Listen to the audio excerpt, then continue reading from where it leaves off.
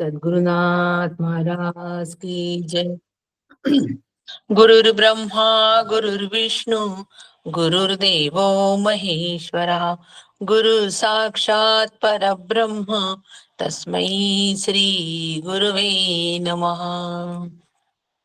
अभाग्यासी करी भाग्यवंत, ऐसे श्री गुरु काका श्रीमंत, जीवत्वाची खंत स्वरूपी विराली श्रीराम.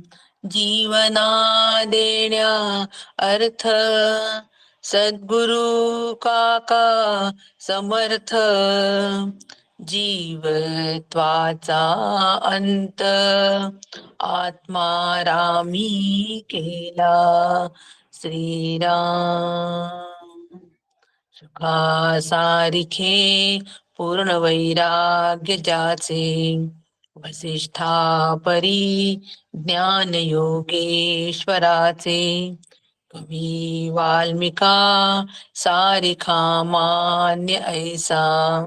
नमस्कार माझा सद्गुरु रामदासा. श्रीराम समर्थ श्रीराम.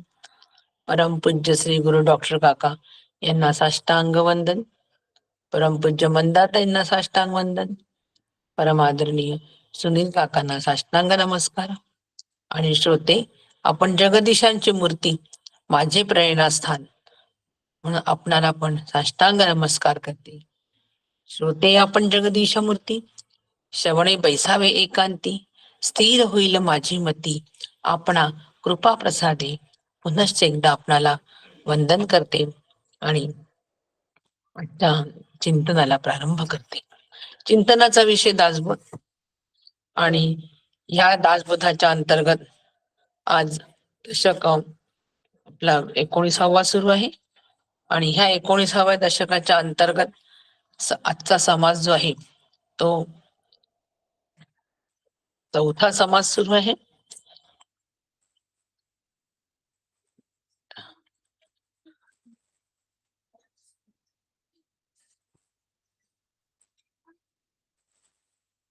समाज 5वा, 4था नाही, 4था समाज झालाय आपला.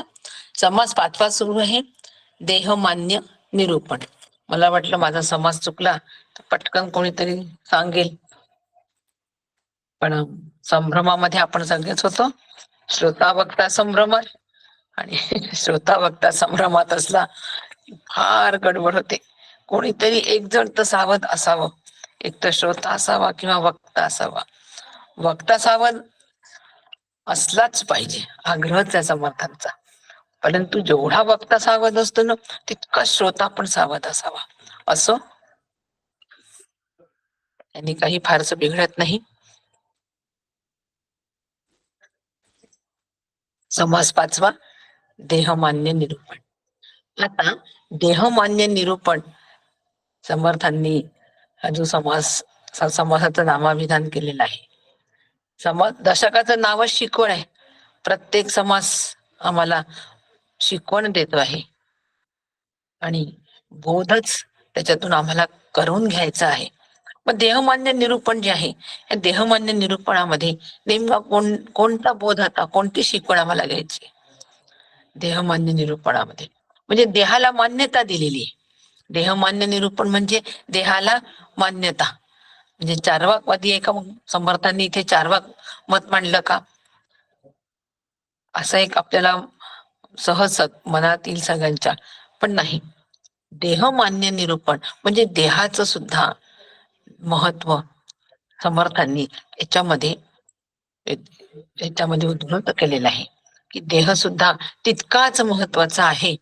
या देहाशिवाय, हे देह हा साधन आहे, साध्य प्राप्त करण्याचं साधन आहे, आणि म्हणून त्या साधनाला मान्यता समर्थांनी दिलेली आहे. देहमान्य निरूपण म्हणजे देहरूपी साधन, देहरूपी साधनाला मान्यता समर्थांकडून दिल्या गेल्यामुळे आता या देहाकडे पाहण्याची माझी दृष्टी कशी हवी? साधन म्हणून दृष्टी असावी, बरोबर की नाही? समर्थ जर आम्हाला शिकवण ह्या दशकामध्ये देहमान्य निरूपणाच्या माध्यमातून ही शिकवण देतात आहे, तर मी ती स्वीकारायला हवी की नाही हो? की देह हे एक साधन आहे. काय साधन? कशाचं साधन आहे? साध्य. कोणतं साध्य आहे? साध्य कोणतं करायचं? मला काय साध्य करायचंय? तर मला स्वस्वरूपता साध्य करायची, मला सुखरूपता साध्य करायची, आनंद रूपता साध्य करायची. मनुष्य देहाचे निकारणे सच्चिदानंद पदवी घेणे, एवढा अधिकार नारायणाने दिला. नारायणाने मला अधिकार दिलेला आहे पदवी घेण्याचा, मग त्या अधिकाराचा वापर मी का न करावा?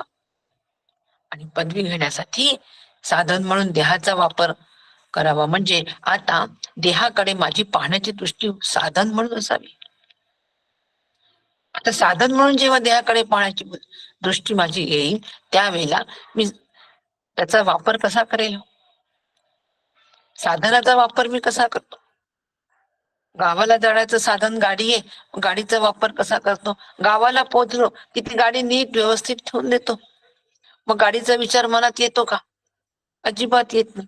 ऑफिस मध्ये गेल्यानंतर गाडी पार्क केली परत त्या गाडीचा विचार एकदम जेव्हा वापस यायचं असतं ऑफिस सुटल्यानंतर तेव्हाच येतो.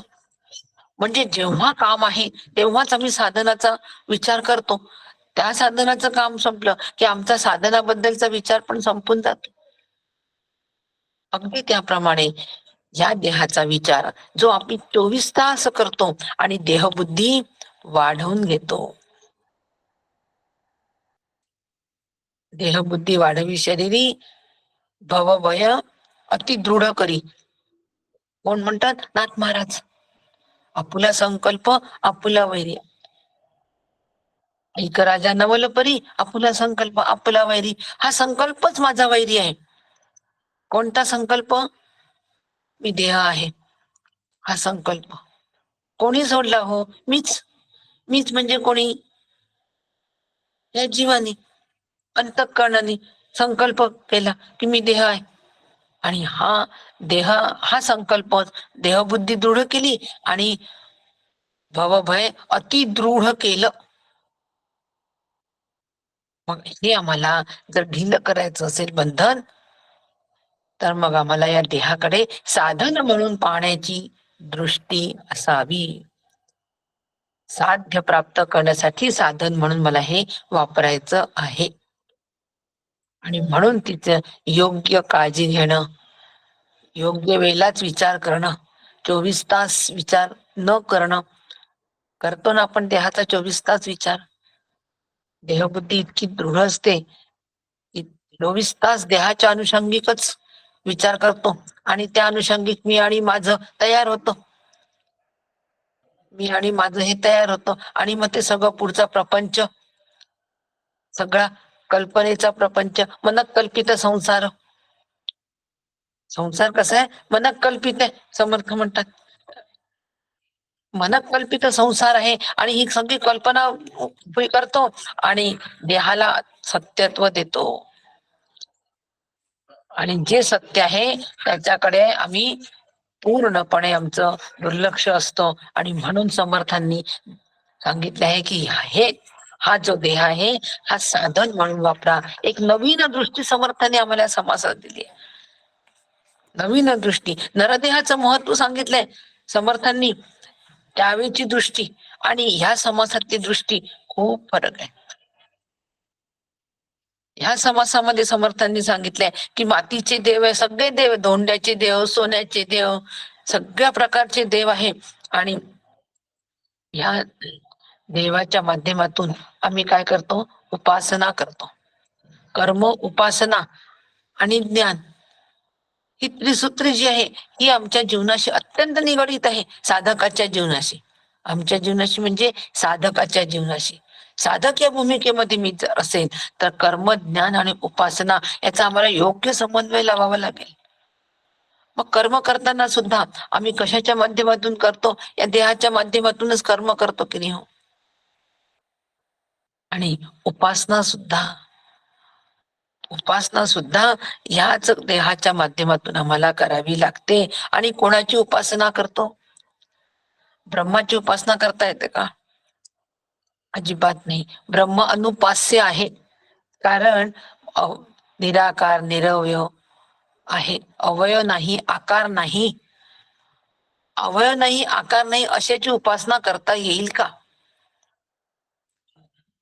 अजिबात करता येणार नाही. म्हणून ब्रह्म अनुपास्य आहे. मग आम्हाला उपासना जर करायची असेल तर आम्हाला आमच्याच सारखा, जसं आम्ही साकार सगुण आहो तसं साकार सगुणाचा आम्हाला आधार घ्यावा लागेल आणि त्या आधाराने मग आमची उपासना सुरू होईल. म्हणून प्रत्येक जण आपले आराध्य दैवत प्रत्येकाचं असतं आणि त्या आराध्य दैवताची उपासना करायची असते. आणि त्या उपासनेसाठी हे देह साधन आहे. तुझे कारणी देह माझा पडावा. समर्थांनी म्हटलंय, सदा सर्वदा योग तुझा घडावा, तुझे कारणी देह माझा पडावा. बस आता या हा देह जो आहे, हा देह भगवंता हा फक्त तुझ्यासाठी, तुझ्या सेवेसाठी कामी आला पाहिजे. म्हणजे मग आता सगळं प्रपंच सोडून द्यायचं, फक्त देवाचंच करायचं असा अर्थ का? नाही हो. प्रत्येक कर्म करताना, प्रपंचातलं प्रत्येक कर्म करताना भगवंताची इच्छा, भगवंतासाठी करतोय, कृष्णार्पण वस्तू असं म्हणत जर आम्ही प्रत्येक कर्म केलं तर तुझे कारणी देह माझा पडावा. माझ्या इच्छेने मी करतच नाहीये, हे सगळं भगवंताच्या इच्छेने होत आहे आणि त्याची इच्छा, त्याचं नियोजन, म्हणून मी हे कर्म करतो आहे. असं जर आम्ही प्रत्येक वेळेला भगवंताच्या स्मरणामध्ये प्रत्येक कर्म केलं आणि कृष्णार्पण केलं ते कर्म, म्हणजे मी केलं मी केलं मी केलं असं नसून कृष्णार्पण, कृष्णाला अर्पण करायचं सगळं कर्म आणि फळाची सुद्धा आसक्ती ठेवायची नाही. फलासक्ती सुद्धा नको. एवढं सगळं जर का त्याच्यात त्या कर्माच्या माध्यमातून होत असेल तर तुझे कारणी देह माझा पडावा. आणि म्हणून आम्ही कर्म, उपासना, उपासना सुद्धा करायची असते ते या देहाच्या माध्यमातूनच आम्हाला उपासना करायची असते. उपासनेचे अनेक प्रकार आणि उपासनेचे अनेक प्रकार आहे आणि अनेक प्रकारातून आम्ही नानाविध उपासना करत असतो. आणि म्हणूनच समर्थांनी सुरुवातीला इतके मोठे देवदेवतांची नावं आमच्या समोर देऊन ठेवलेली आहे. हे सगळे उपास्य दैवत जे आहेत, हे सगळे उपास्य दैवत एकोहम या स्फुरणातून तयार झालेले आहेत.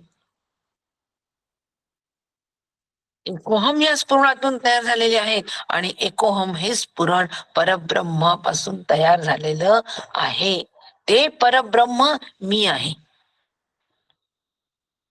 इथपर्यंत आम्हाला पोचायचं आहे. ते परब्रह्म मी आहे ह्या निर्णयाप्रत पोचायचं आहे.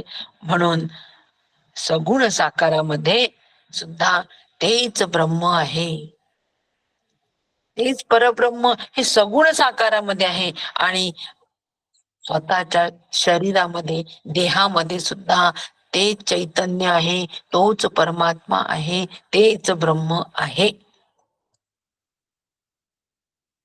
आणि म्हणून असं जोपर्यंत आम्ही जाणत नाही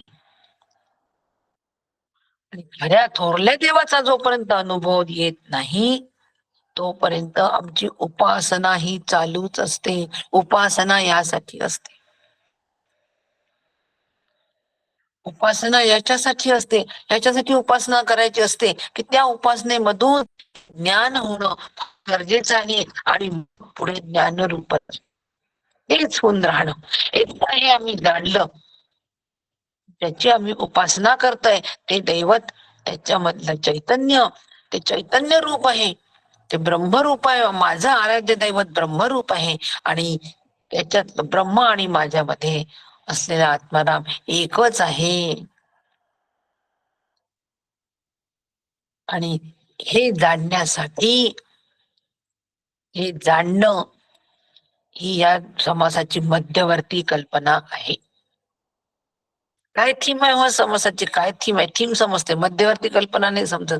पण ह्या समासाची मध्यवर्ती कल्पना ही आहे की उपासकाने उपासना करून ज्ञानाकडे वळावे आणि ज्ञानरूप होऊन राहावे.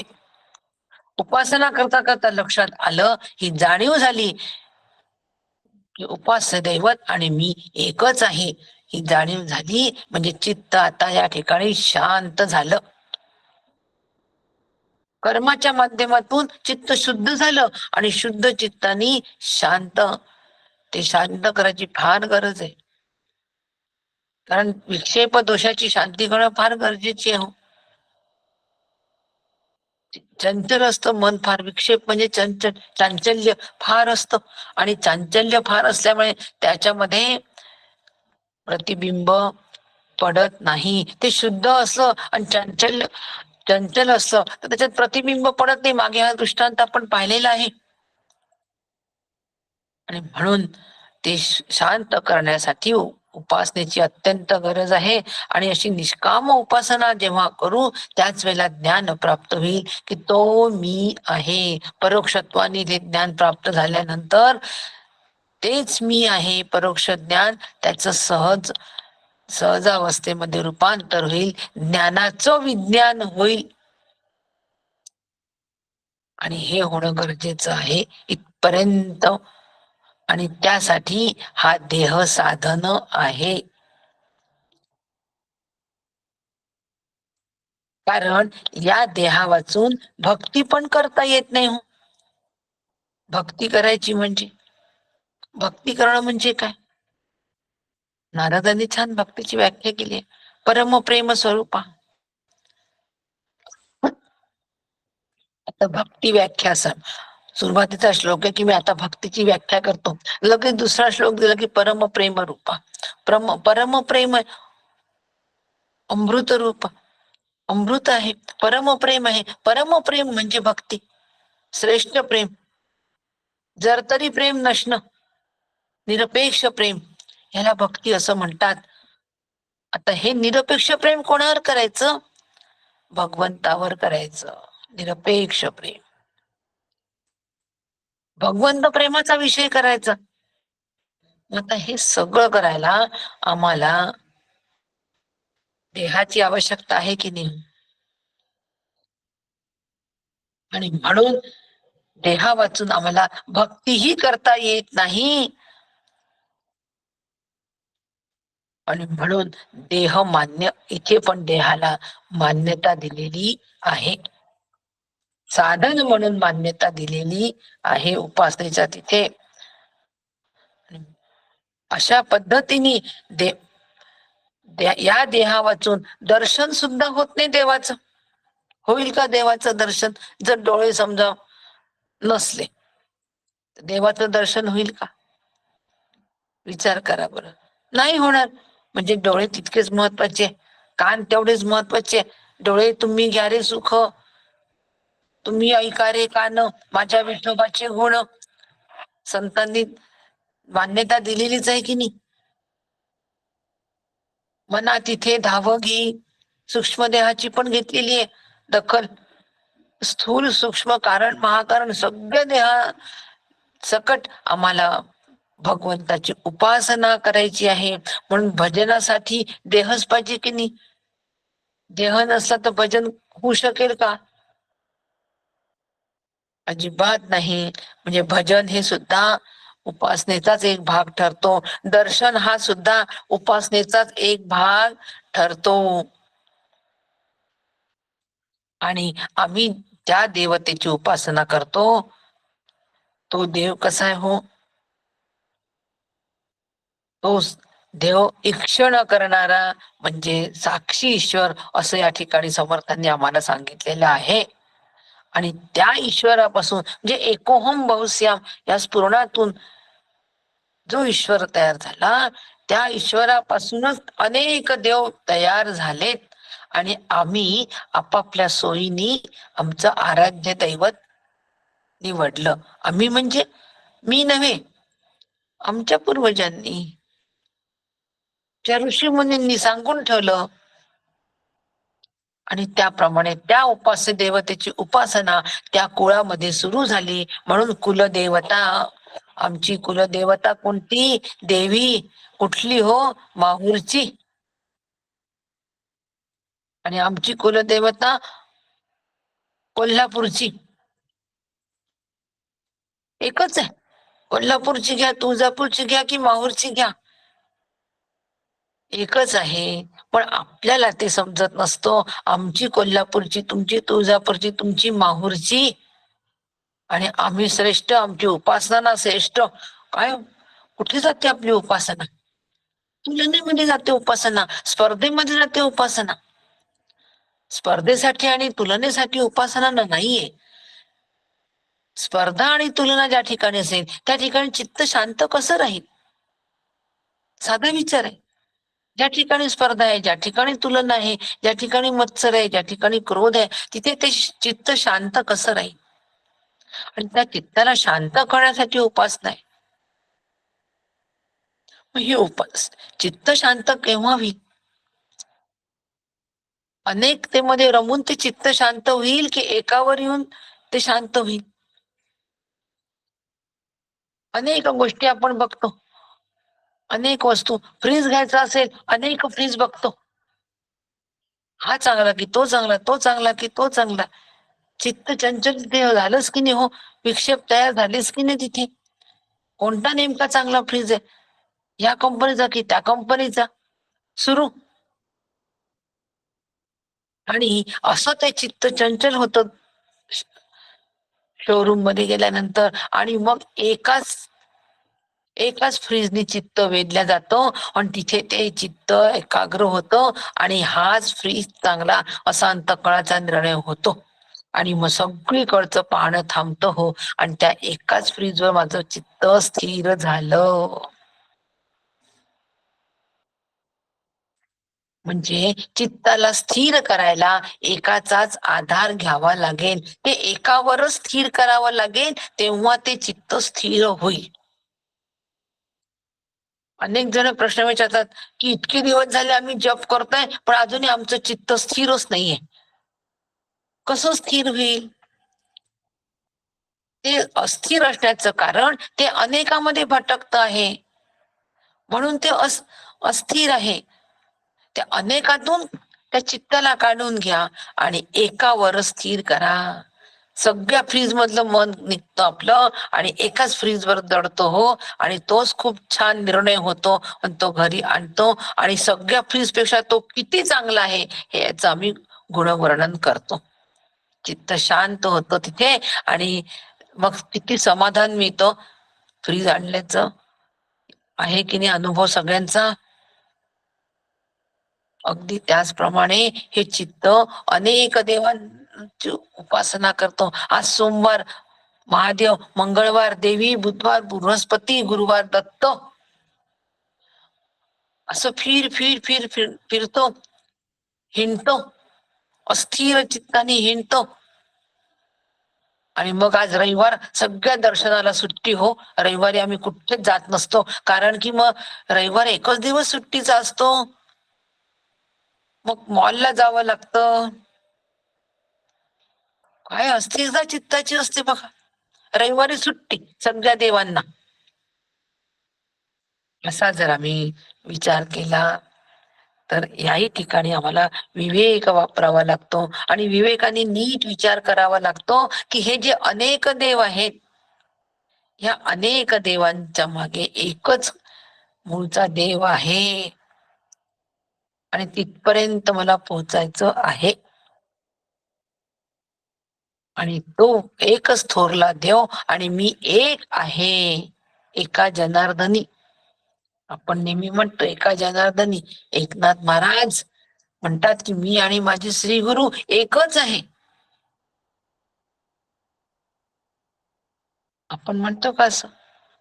काय त्यासाठी तयारी लागेल? काय अधिकार असेल हो महाराजांचा असं म्हणायला?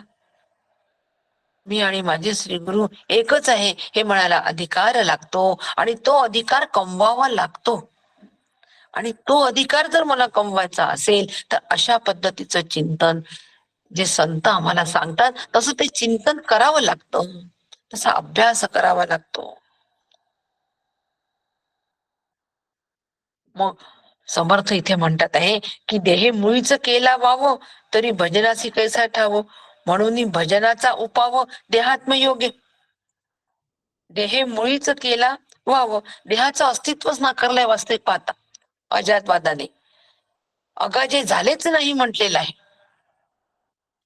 पण तरी इथपर्यंत जर आम्हाला पोहोचायचं असेल, या अजातवादापर्यंत जरी पोहोचायचं असेल, तर ते पोहोचण्यासाठी देहाचं अस्तित्व जिथे नाही आहे असं अजातवाद म्हणतो, परंतु तिथपर्यंत पोहोचण्यासाठी सुद्धा आम्हाला आधार घ्यावा लागतो.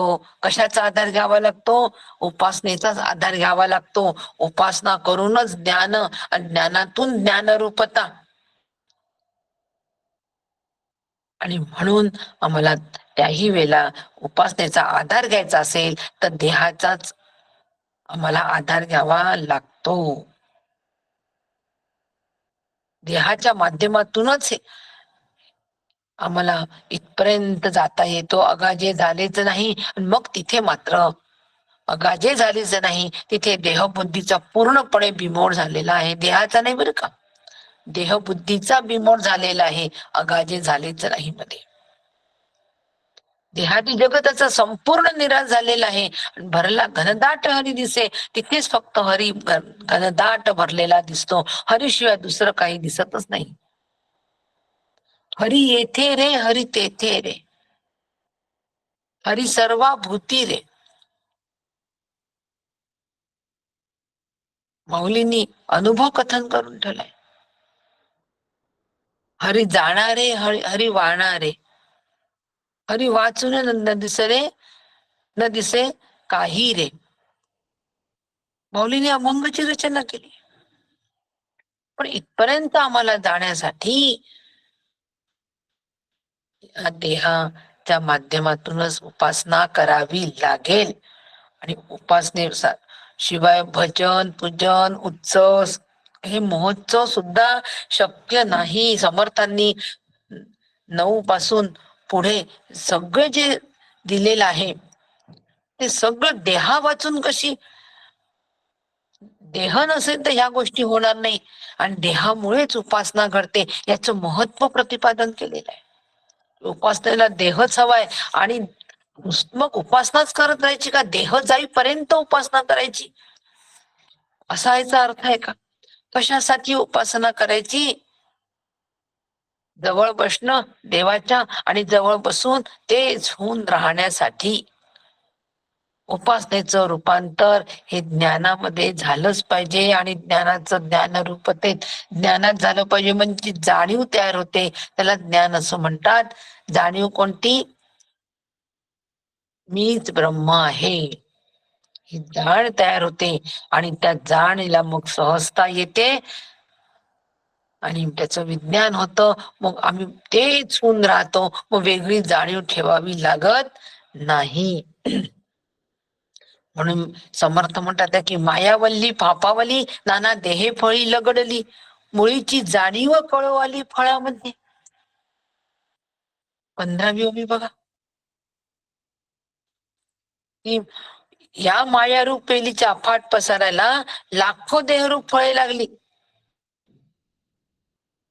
या अफाट मायेच्या पसारामध्ये कितीतरी देहधारी तयार झालेत, परंतु त्या सगळ्या देहधारीमध्ये शुद्ध जाणीव कला आहे. शुद्ध जाणीव आहे. शुद्ध जाणीव आहे म्हणून तर आम्ही देह आमचा हालचाल करतोय, बोलतोय, खातोय, पितोय, सगळं करतोय. ती जाणीव तत्व असल्यामुळे. आणि म्हणून हे ती जाणीव तिथे असल्यामुळे आम्हाला उपासना करता येते. मला उपासना करायची, माझी उपासना राहिली, उपासना केली नाही तर काही कर्मच नाही, ही सुद्धा जाणीवच आहे. ही पण कुठून आली? त्या जाणीव तत्वापासून ती जाणीव आली. म्हणून देवतांची, अनेक देवतांची उपासना जरी केली तरी ती उपासना ईश्वरालाच पावते. कारण त्या एका ईश्वरापासूनच अनेक देवदेवता तयार होऊन गेलेल्या आहेत. सर्व देवदेवता जे आहेत त्यामध्ये सगळ्यांमध्ये ते ईश्वराचं सामर्थ्य आहे. समर्थ म्हणतात ते. आणि म्हणून असाच ईश्वर हा सगुण रूपामध्ये आल्यामुळे त्याची उपासना आम्हाला उपासनेसाठी देह आवश्यक आहे. मग आता या देहाची आम्ही लाड करायचे का, कौतुक करायचं का? अजिबात देहाची लाड करायचे नाही, कौतुक करायचं नाही आणि देहाची हेळसांड सुद्धा करायची नाही. दोन्ही पण नाही. या दोनच्या मधला रस्ता जो आहे की त्याचा योग्य वेळी योग्य वापर करायचा, योग्य वेळी विचार करायचा आणि बाकीचा सगळा उरलेला वेळ हा भगवत चिंतनात घालवायचा, भगवत नामस्मरणात घालवायचा. त्याला वेळेवर अन्न पाणी पुरवा, त्याला वेळेवर सगळं अन्न वस्त्र निवारा नीट पुरवा. आम्हाला कसंही चालतं, असतात असे बरेच कामाला न काही चालतं. निजायला धोंडा भुकेला कोंडा हे म्हणी पडल्यात, चालतो नाही. हो, नाही चालत. कार मध्ये जर पाणी भरलं तर कार चालेल का? नाही, आम्हाला काही चालतं, आमच्या कारमध्ये ना काही चालतं असं म्हणून जर पाणीच भरलं पेट्रोल म्हणून, पेट्रोल न भरता पाणी भरलं तर ती कार चालेल का? थोड्या वेळ चालेल, कारण काही अंश पेट्रोलचा असतो म्हणून थोड्या वेळ 5 मिनिटं ती समोर जाईल, बंद. काय फायदा? ऑफिसला जाता येतच नाही आता. मग कारमध्येच आपण बसून राहतो का? तिथे कशी बरोबर जाणीव असते, ती कार बंद पडली तर लगेच दुसरी ऑटो घेऊन, दुसरी गाडी घेऊन लगेच जातो. इथे मात्र आम्ही कार बंद पडली तर परत काही सुरू करतच नाही. हो, तिथेच बसून राहतो. जाऊ द्या, तब्येत चांगली नाहीये, नाही होत आहे उपासना, नाही होत आहे अभ्यास, नाही होत आहे सकाळचं ऐकणं, तिथेच बसून राहतो आणि मग लवकर परत लिंक येत नाही. हो, लिंक लागतच नाही लवकर. आम्ही म्हणतो की नाही लागली लिंक लवकर, एकदा सुटलं ना की ते सुटतच. आणि हे सगळं कशाने होतं? सगळं फक्त एका विचाराने होतं, बस. आणि म्हणून ह्या देहाचा उपयोग जो आहे तो मात्र भगवंताच्या सेवेसाठीच करावा. मी सांगितलंय भगवंताची सेवा म्हणजे काय, नाही तो उद्यापासून सगळं सोडून द्यायचं आणि बस देव आणि मी, देव आणि मी असं होता कामा नाही. आणि म्हणून उपासनेचा कंटाळा कधी करू नये, कधी कंटाळा करू नये माणसाने उपासनेचा. उपासनेला दृढ चालवावे, भूदेव संतासी सदा नमवावे.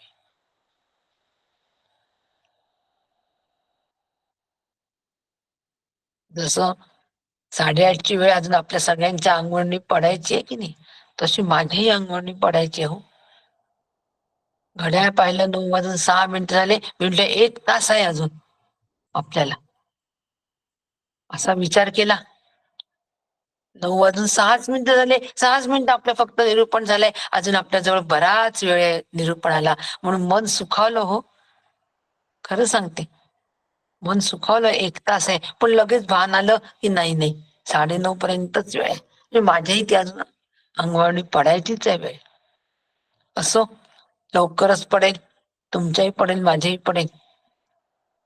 आणि म्हणून विचार होता, उपासनेला दृढ चालवावे, दृढ चालवावे म्हणतात आहे समर्थ. म्हणजे काही झालं, वाटेल ते झालं तरी उपासनेची कास सोडता कामा नये. संत सुद्धा स्वरूपापर्यंत पोहोचल्यानंतर सुद्धा उपासना करतातच. उपासनेचं महात्म्य सांगतात, ते स्वतःही उपासना करतात. कारण त्याचं कारण असं आहे की हे मन अत्यंत आमचं कसं आहे, चंचल आहे. केव्हाही याच्यावर कचरा येऊ शकतो, साचू शकतो. असलेला निर्णय आमचा केव्हाही धूसर होऊ शकतो. आणि म्हणून उपासनेच्या माध्यमातून ते नेहमी स्वच्छ असावं. माझा निर्णय स्वच्छ असावा, पक्का असावा, टिकाऊ असावा. म्हणून ते तरी सुद्धा माळ हातात ठेवतातच संत. अखंड भजन करतातच तुकाराम महाराज. काका अजूनही अभ्यास करतातच. कशाला हो काकांना अभ्यास करायची खरं गरज आहे? परंतु नाही, अत्यंत सावध असे संत असतात. मंदाताई अद्यापही एवढ्या त्रासात सुद्धा गावोगावी फिरून प्रवचन करतातच, सगळ्यांची प्रवचन घेतातच.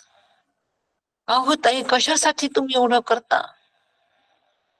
म्हणून मी सुरू नाही केली तर मी बंद कशी करू? त्यांचं उत्तर मंदाताईंचं, मी जर सुरूच नाही केलं, प्रवचन करणं मी नाही सुरू केलं, ईश्वराची आज्ञा म्हणून लोकांना प्रेरणा दिली आणि लोकांनी मला बोलावलं आणि मी प्रवचन सुरू केली. आता ईश्वर जोपर्यंत आज्ञा देत नाही तोपर्यंत मी थांबू कशी? उपासनेला दृढ चालवा. काय दृढता आहे हो? काका मंदाताई यांच्याकडे पाहिल्यानंतर लक्षात येते की काय दृढता आहे. एवढी दृढता आमच्या अंगामध्ये आम्ही बांधलीच पाहिजे. त्याच्याशिवाय आम्ही ज्ञानाकडे वाटचाल करणार नाही. धातूर मातूर साधन करतो हो आपण, आणि देहालाही आम्ही साधन समजत नाही. सगळ्यात पहिला मोठा धोका जर कुठे असेल तर आम्ही देहाला साधन नाही समजत. मी देहच आहे समजत, त्याच्यामुळे सगळा गोंधळ होतो. एकदा त्याला साधन समजलं की मग त्या साधनाच्या माध्यमातून साध्य प्राप्तच करायचंय, मग लक्षात येतो. नाही नाही, मला बँकेने कर्ज दिलेलं आहे 20 लाख. आता 20 लाख कर्ज, 20 लाख हे माझं साधन झालं. कशाचं? ज्याच्यासाठी मी ते घेतलं त्याचं. कशासाठी घेतलं हो? बिझनेस साठी घेतलं. आता ते 20 लाख मी इकडे तिकडे खर्च करतो का? 20 लाख बँकेने दिले तर मग मोठं घर बांधून घ्या, गाडी घ्या, फिरून या, असं करतो का? 20 लाखाचा उपयोग ज्याच्यासाठी घेतला त्याच्यासाठी घेतो ना. बिझनेस साठी घेतलाय, बिझनेस टाकतो की नाही? तसं देह साधन म्हणून ज्यावेळेला आम्ही देहाकडे पाहू तेव्हा हे साधन साध्यासाठीच वापरलं पाहिजे की नाही? बघा, विचार बघा, काय समर्थांनी केवढा बारीक विचार दिला हो इथे. साधन म्हणूनच आम्ही या देहाकडे पाहत, आमची दृष्टी साधन म्हणून पाहण्याची जेव्हा असेल तेव्हा ते साध्य होईल. आणि ह्या देहाकडे पाहण्याची दृष्टी, माझा देह छान, त्याला सुख हवं, तो टिकला पाहिजे, तो जाता कामा नये. एवढं काही झालं की मग भय. मग आता साधन म्हणून आम्ही त्याच्याकडे पाहत नाही. त्या 20 लाख जे कर्ज आम्हाला बँकेने दिलं ना, ते मी माझ्या सुखासाठीच वापरतोय हो. जे घबाड मला बँकेकडून मिळालंय ते मी माझ्या सुखासाठीच वापरतो आहे. त्याच्यामधून मग मी घरी सगळं अप टू डेट केलं, घर घेतलं आहे बिझनेस साठी, पण अप टू डेट घर केलं. आणि मग कर्जबाजारी होऊन जीवन जगतोय हो आता मी. बँकेचे खेटे सुरू झाले, आम्हाला कर्ज वापस करा, पण कर्ज वापस करण्याची काहीही व्यवस्था केलेली नाही. कोणाचा विश्वासघात केला? बँकेचा केला की नाही? तसा आम्ही ईश्वराचा विश्वासघात करतो. ईश्वराने हा देह दिला आहे, साधन म्हणून दिलेला आहे साध्य प्राप्त करण्यासाठी, ते विसरतो. आणि ह्याला काय, यांनी काय प्राप्त करतो? सुख प्राप्तीसाठी वापरतो आणि कर्जबाजारी होऊन बसतो. मग काहीच नाही राहत, शेवटी फक्त दुःखच राहतं. बस दुःखातच जीवन सगळं. नाही ऐकलं हो मी संतांचं? संत सारखे सांगतात नाही ऐकलं हो श्री गुरूंच, की बाबा रे देहाचा वापर कसा कर, नरदेह गबाड आहे, गबाडासारखा वापर कर. नाही ऐकलं, गबाड दुसरीकडे लावलं. आणि म्हणून सामान्य माणसाने, समर्थाने सांगितले या ठिकाणी की सामान्य माणसाने संसाराकडे दुर्लक्ष न करता संसार पण नीट करायचा आणि भगवंताच्या उपासनेमध्ये सुद्धा तितकंच तल्लीन जर नाही राहिलो आम्ही, तर आम्ही अनेक संशयात गुरफटत जातो.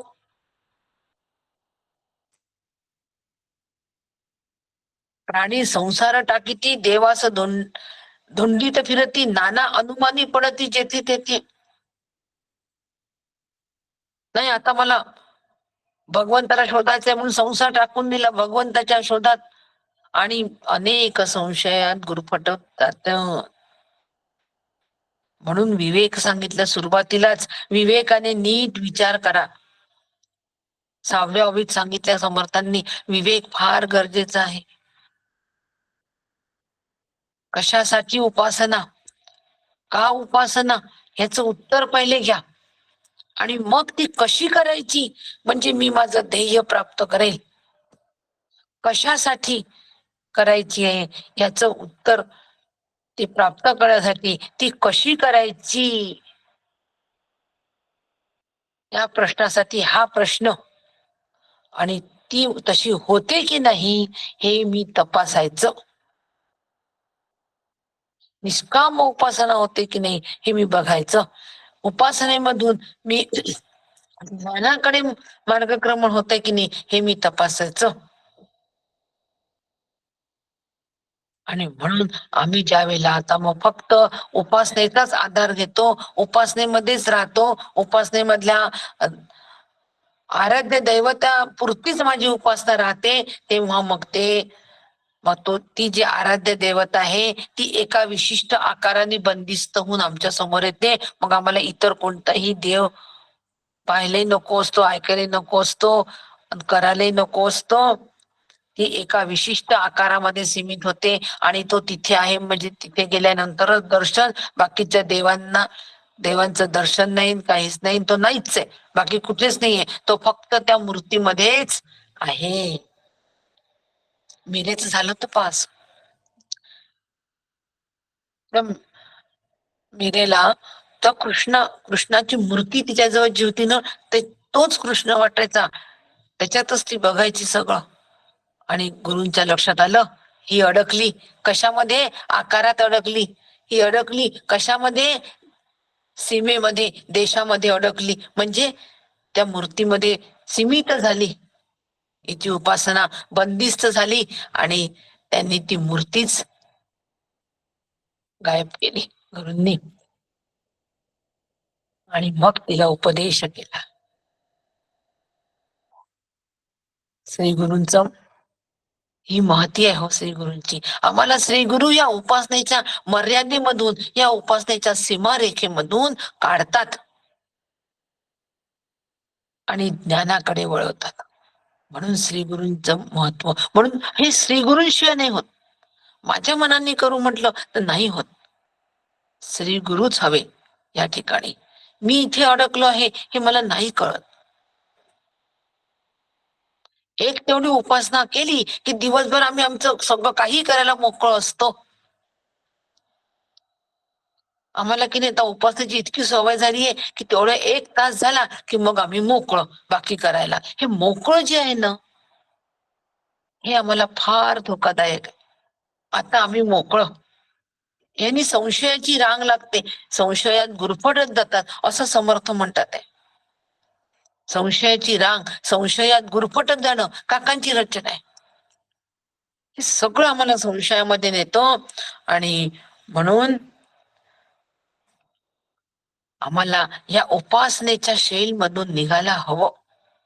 उपासनेचा जसा आश्रय आहे, उपासना नाही तर आम्ही निराश्रित होतो, हे जितकं खरं आहे तितकंच उपासना कशासाठी, ज्ञानासाठी, ज्ञान रूपतेसाठी तिकडे आमची वाटचाल होते की नाही, रोजच्या उपासनेतून आम्ही जातोय की नाही पुढे, हे पाहणं माझं मला महत्वाचं आहे. याला साधन असं म्हणतात. आणि मग अशा वेळेला उपासकाला दर्शन झालं नाही तर मला मुक्ती कशी मिळेल, असा प्रश्न पडतो. आणि मग तो मोक्षाचा विचार त्यावेळेला करू लागतो. आता मला मोक्ष पाहिजे, मला मोक्ष कसा मिळेल.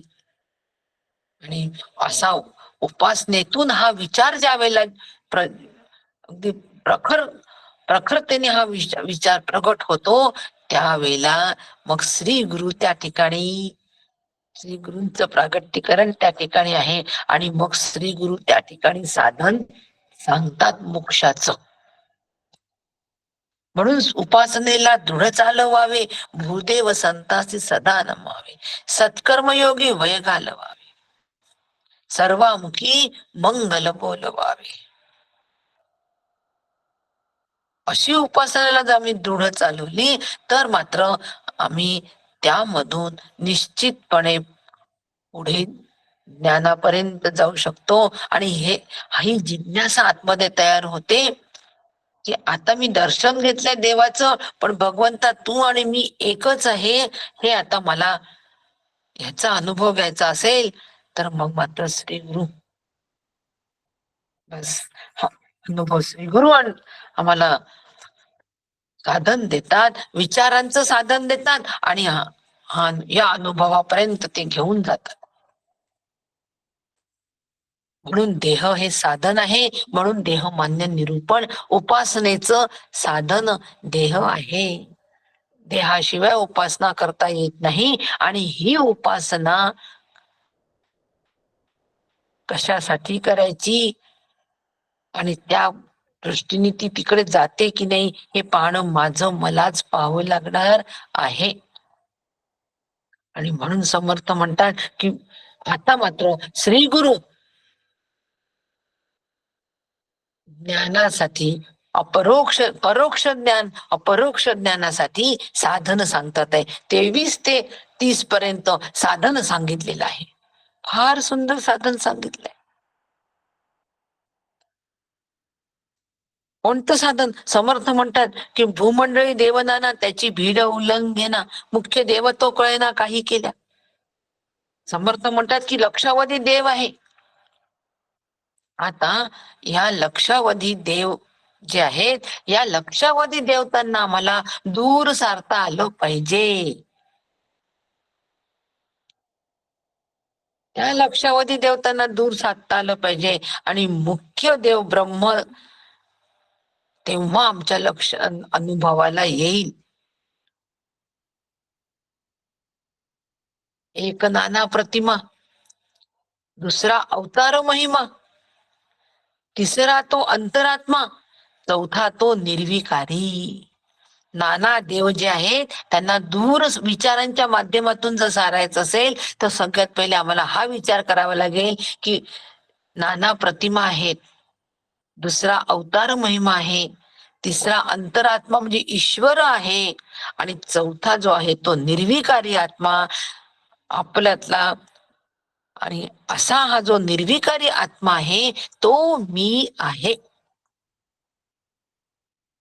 असा विचार ज्या वेळेला आम्ही करू त्यावेळेला उपासनेचं रूपांतर ज्ञानामध्ये झालं. आणि ह्या चित्ताचा चैतन्यात लय व्हायला सुरुवात झाली.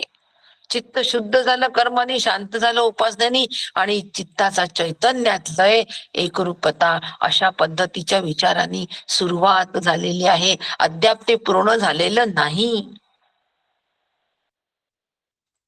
म्हणून नाथ महाराजांनी खूप सुंदर सांगितले हो की जितका देवाचा समुदाय, जेवढे काही देव आहे, नानाविध देव आहे, त्या सगळे देव जे आहे त्या सगळ्या देवांमध्ये प्रकाश पहा. ती सगळे देवदेवता जे आहेत ते सगळे देवदेवता प्रकाश्य आहे. आणि त्याचा प्रकाशक जो आहे त्या प्रकाशकामुळे ते प्रकाश्य आहे. सूर्याचा प्रकाश असल्यामुळे सगळं जगत आम्हाला दिसत आहे. सूर्य कोण आहे? प्रकाशक आहे. आणि बाकी सगळं दिसणारं जगत प्रकाश्य आहे. तसं दिसणारे सगळे देवदेवता जे आकार आहेत, ज्या आहेत देवदेवता, त्या सगळ्या प्रकाश्य आहे. आणि त्याचा प्रकाशक जो आहे, त्यांचं अधिष्ठान जो आहे, तो मात्र निर्गुण परमात्मा आहे. तो मी आहे. मी प्रकाशकू अनादि देव, स्वयं प्रकाश स्वभाव आत्मा तो मी. लक्षावधी देवांना दूर सारता आलो पाहिजे, हे जे समर्थांचं म्हणणं आहे. त्यास लक्षावधी देवांच्या दूर सारताना अशा पद्धतीनं जर विचार केला तर आता ते देव दूर सारल्या जातील. आणि त्याच्यामधला प्रकाशक आत्मा जो आहे तो मी आहे. त्या देवांनाही प्रकाशक करणारा आणि माझंही प्रकाशन करणारा एकच आहे. स्टेजवर लाईट एकच आहे.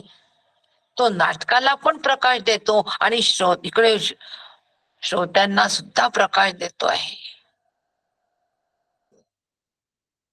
पाहणाऱ्यांना पण तोच प्रकाश देतोय. त्यांना लाईट मुळेच पाहणाऱ्यांना नाटक दिसतोय आणि त्या लाईट मुळेच ते स्टेजवर नाटक होत आहे.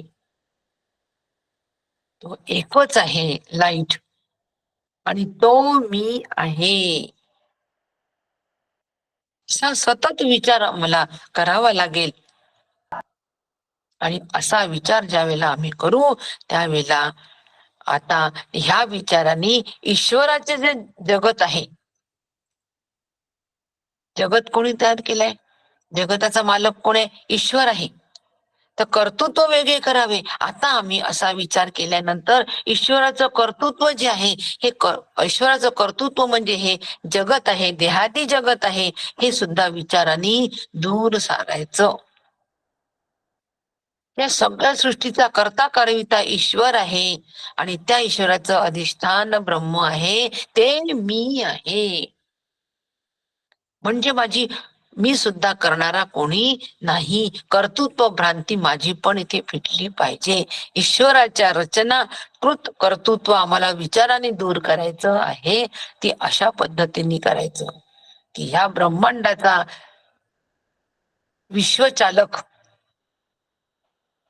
विश्वचालक हा मुद्दा काकांनी ब्रह्मपुरीला फार सुंदर घेतला.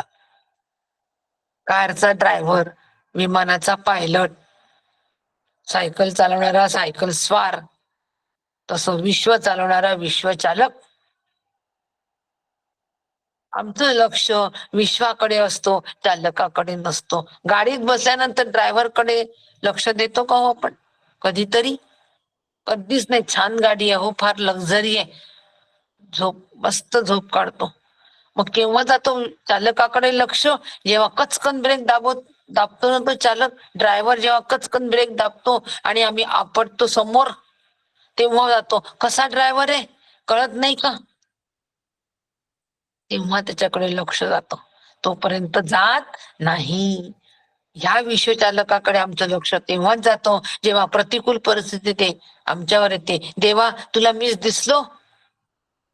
त्यांनी कचकन ब्रेक दाबले, प्रतिकूल परिस्थिती म्हणजे कचकन ब्रेक दाबले, आम्ही दचकन आपटलो, मग आमचं लक्ष गेलं. अरे देवा तुला मीच दिसलो का ही परिस्थिती माझ्यावर आणायला? तोपर्यंत सुखामध्ये त्याची आठवण कोणी करत नाही हो. गाडी छान आरामात चालते, छान एसी लागलेला आहे, सिनेमा लागलेला आहे गाडीत, आणि पाहत पाहत प्रवास सुरू आहे. बस सुखासीन. केव्हा स्टेशन आलं हो कळलोच नाही. उतरा, पुढच्या गाडीत बसा, पुनरपी जननम पुनरपी मरणम. म्हणून हे ईश्वर रूपी जी कर्तृत्व आहे ईश्वराचं, हे विचाराने आम्हाला दूर करायचं आहे. हे सगळं ब्रह्मांड चालवणारा ईश्वर आहे.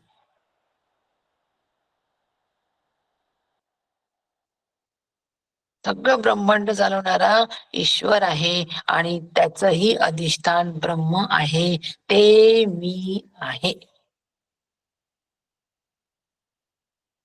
म्हणून ते मी आहे हा ठेका, हे पार्श्वसंगीत आमचं असावंच. अगदी असावं. मायेमधली नामरूप आहेत, माहितीये की नाही? मग प्रत्येक नामरूपाच्या मागे अस्थिभाती प्रिय ईश्वराची सत्ता आहे. ईश्वर आहे म्हणून त्याला सत्ता आहे. ह्या पेनाला सत्ता का बरं आहे? ईश्वर आहे म्हणून. याचं नाव पेन आहे, नाम आहे, याला असं एक रूप आहे. हे मायेमधलं काय? कारण हा आज आहे, उद्या राहणार नाही. हरवला की गेला. कुठे गेला पेन? कुठे गेला? हरवला. हो, एक जण म्हणतो खराब झाला, फेकून दिला. म्हणून हे मायेतलं आहे. पेन मायेतलं आहे, कारण नाम आणि रूप म्हणून मायेतलं आहे. या पेनाच्या माध्यमातून नाम आणि रूप आम्हाला निदर्शनास येतो, हे मायेतलं आहे. आता हे नाम आणि रूप जे मायेतलं आहे, तर या मागे या पेनाला अस्तित्व आहे. म्हणजे रॉ मटेरियल मधून हा पेन तयार झालाय की नाही, म्हणून त्याला अस्तित्व आहे की नाही. मग ते रॉ मटेरियल आलं कुठून? ह्याला जे प्लॅस्टिक लागतं, हे रॉ मटेरियल आलं कुठून? हे रॉ मटेरियल ईश्वरी सत्तेतून आलं, म्हणून याला अस्तित्व आहे. म्हणजे अस्ति हे ईश्वराचं, ईश्वरामुळे याला अस्ति स्वरूप आलं. आणि ईश्वराने कुठून आणलं हो अस्ति? सद्रूप आहे, ब्रह्म सद्रूप आहे, म्हणून अस्ति आहे. ईश्वर अस्तित्व देऊ शकला. ब्रह्म सद्रूपाने असल्यामुळे याला काही काळाचं अस्तित्व ईश्वर देऊ शकला. आता कुठे गेलो आपण? नाम आणि रूपापासून ईश्वरी सत्तेकडे गेलो की नाही? अस्ति आणि ईश्वरी सत्तेमधून ब्रह्माच्या सत्तेत गेलो की नाही? ब्रह्म सतरूप आहे. आता नामरूप गौण झालं, ईश्वराची सत्ता गौण झाली. म्हणजे आता हा जो पेन आहे, हा पेन आहे, हे ज्ञान मला झालं की नाही? हे कशामुळे मला ज्ञान झालं? ते ईश्वरामुळे झालं हो. आणि ईश्वराला तरी कसं? ईश्वराने याला अस्तित्व दिल्यामुळे मला याचं ज्ञान झालं. ते रॉ मटेरियल मधून हा पेन आला, म्हणून मला याचं ज्ञान झालं. भाती, अस्ति भाती. आणि हे भातित्व कुठून आलं? आत्मज्ञानारूप आहे ना. मूळ स्त्रोत ज्ञानाचा त्या आत्मेपासून, ब्रह्मापासून आला. ब्रह्मज्ञानारूप आहे, म्हणून ईश्वरामुळे मला याचं ज्ञान झालं. तो अंतरात्मा माझ्यामध्ये आहे, म्हणून मला हा पेन आहे हे कळलं, याचं ज्ञान झालं. याला मी वही नाही म्हणणार, तुम्ही पण नाही म्हणणार, कोणी पेनच म्हणेल. हिरवा पेन आहे म्हणेल, खूप सुंदर पेन आहे म्हणेल. आणि हा आता मला आवडला, ताईंनी दाखवला तर मला फारच आवडला. प्रियत्व, अस्ति भाती प्रिय, ईश्वरी सत्तेमधला आहे हे प्रियत्व. मला हा पेन आवडतो हो. याला नामरूप असल्यामुळे, याला अस्तित्व असल्यामुळे, हा पेन आहे हे ज्ञान मला असल्यामुळे, हे सगळं असल्यामुळे मला हा आवडला पेन. हा पेन मला आवडला, मला हवाय तो पेन. कोणाला नको आहे तो पेन? नको. तो पेन नसला की मला जास्ती आनंद असतो. पण पेन असला म्हणजे मग ताई आहे ना, आम्हाला लिहायला सांगतात, जबाबदारी आमची वाढवतात हो. लिखाणच करा म्हणतात, काहीतरी ताई. पण पेन नसला ना, मग आमच्यावर काही जबाबदारी नसते. मग एकाला असून प्रिय, एकाला नसून प्रिय. हे प्रियत्व का बरं आलं हो हे प्रियत्व? कारण ब्रह्म आनंद रूप आहे. या प्रियत्वामुळे आनंद येतो की नाही? हा पेन माझ्याजवळ असला, मला आवडला, माझ्याजवळ जर असला तर मला आनंद वाटणार आहे की नाही? आणि हा माझ्याजवळ नसला तरी मला आनंद वाटणार आहे. नको बाबा तो पेन. तो नसला की कसं मोकळं मोकळं वाटतं, श्रवण करावं आपलं, बस. नको तो पेन, ती वही, ते लिखाण. नसून प्रिय काहींना, काहींना असून प्रिय. हे प्रियत्व कुठून आलो? ब्रह्म आनंद रूप आहे. अशा प्रत्येक गोष्टीचा विचार करावा. नामरूप मायेतला आहे, अस्थिभाती प्रिय ईश्वरी सत्तेतला आहे, आणि सच्चित आनंद रूप ब्रह्म पारमार्थिक सत्तेतला आहे. ते मी आहे. एवढं साधन सांगितलंय, एवढं साधन सांगितलंय, एवढा विचार सांगितलेला आहे. इतका विचार जर आम्ही केला तर ह्या साधनाच्या माध्यमातून साध्य प्राप्ती होईल. उपासनेचं रूपांतर ज्ञानामध्ये, ज्ञानाचं ज्ञान रूपतेमध्ये तेच होऊन राहण्यात होईल. पण प्रत्येक दृश्याच्या वेळेला, प्रत्येक वस्तूच्या वेळेला, प्रत्येक नाम, जिथे जिथे नाम आहे, जिथे जिथे रूप आहे, त्या प्रत्येक नामरूपाच्या वेळेला मला एवढा विचार करायचा आणि त्या विचाराने बाध करायचा, नामरूपाचा बाध करायचा. आता ह्या पेनाचा समोर असूनही या पेनात माझी आसक्ती राहणार नाही. तो हरवला तरी वाईट वाटणार नाही, कोणी घेतला तरी वाईट वाटणार नाही, कारण तो ती सत्ता मायेचीच आहे. त्याचं अधिष्ठान ब्रह्म आहे, ते मी आहे. म्हणून विचार असावा, विचारे देव शोधावा. बहुत देवांचा गोवा पडोची ने, विचारे देव शोधावा. आणि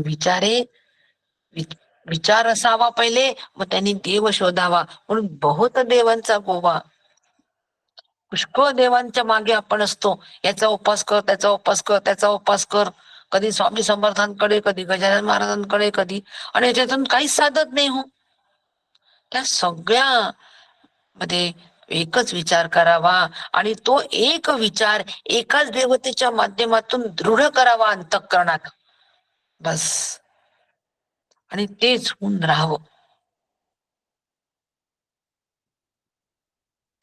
आपली वेळ झालेली आहे. उर्वरित 4-5 उभ्या आहेत, त्या उद्या घेईल आणि पुढचा समासाला सुरुवात करेल. बुद्धिवाद निरूपण घाई करण्यात अर्थ नाही, शिकवण आहे. आज अस्थिभाती प्रिय नामरूप याचाच विचार असू द्या. हे साधन आहे आणि हे साधन मला या देहाच्या माध्यमातूनच करायचं आहे. म्हणून देहाकडे साधन म्हणून आपण पाहायला शिकलो पाहिजे, एवढंच समर्थांना सांगायचं आहे. आणि ह्या साधनाच्या माध्यमातून उपासना करून खऱ्या आत्मारामापर्यंत पोहोचायचं आहे, ते सुंदरायचं आहे. राम कृष्ण हरी. उद्याची वेळ 8:30 आहे आणि आता आपण दासबोधाची वेळ बदलवली आहे. 8:30 ते 9:30 हीच वेळ आपण ठेवणार आहे. याची सगळ्यांनी नोंद घ्यावी. रामकृष्ण हरी. शेला रामकृष्ण हरी. रामकृष्ण हरी रेखावणी. जय श्री रामकृष्ण रामकृष्ण हरी ताई. रामकृष्ण हरी ताई.